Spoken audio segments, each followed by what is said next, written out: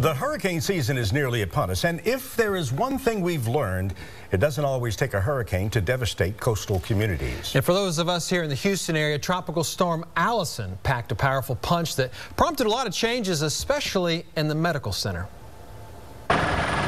It was the first storm of the season in 2001. It remained a tropical storm for a staggering 15 days.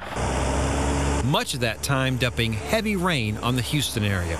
When it was all said and done, Allison killed 41 people. 27 of them drowned. It left 30,000 people homeless, flooded over 70,000 homes, and caused $5.5 billion in damage. It was the costliest and deadliest tropical storm in U.S. history. The Texas Medical Center was especially hard hit by the flooding.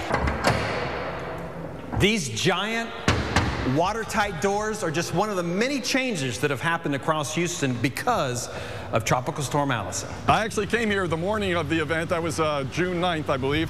Actually, I arrived up at the top of that loading dock right there, and you can still see the watermark over there on the concrete, but that's about 30 vertical feet of water in this entire loading dock area. But keep in mind, that water went all the way back through the med school. It was estimated to be a total of about 10 million gallons of water that accumulated into the basement and first floor area here. And what was inside this building? So this is the medical school building at UT Health. So down in this basement area, we had lots of research activities that were going on.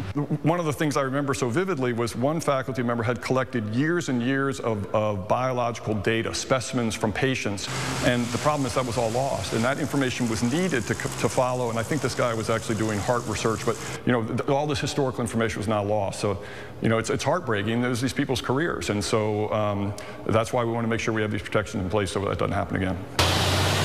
After a very long cleanup, the first step was to move some of the critical systems up and out of the basement.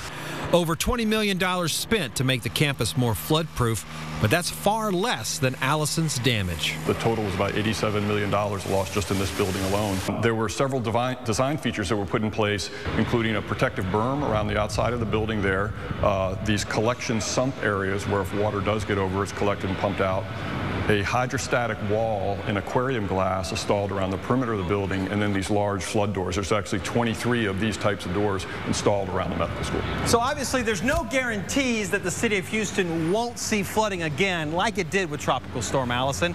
But if you look around, there's some big changes that have been made, and we're more prepared today. And we are not the only institution that's done this. Obviously, our colleagues around the Texas Medical Center have put similar protective measures in place. And in addition to that, also extensive monitoring systems to make sure we can see the rate of rise in the bayou if we have a flooding event. Now, UT Health recently tested all of those submarine doors as part of the preparations that they make for hurricane season. And that's kind of what we need to do. Check our plans and check our gear, make sure that we're ready.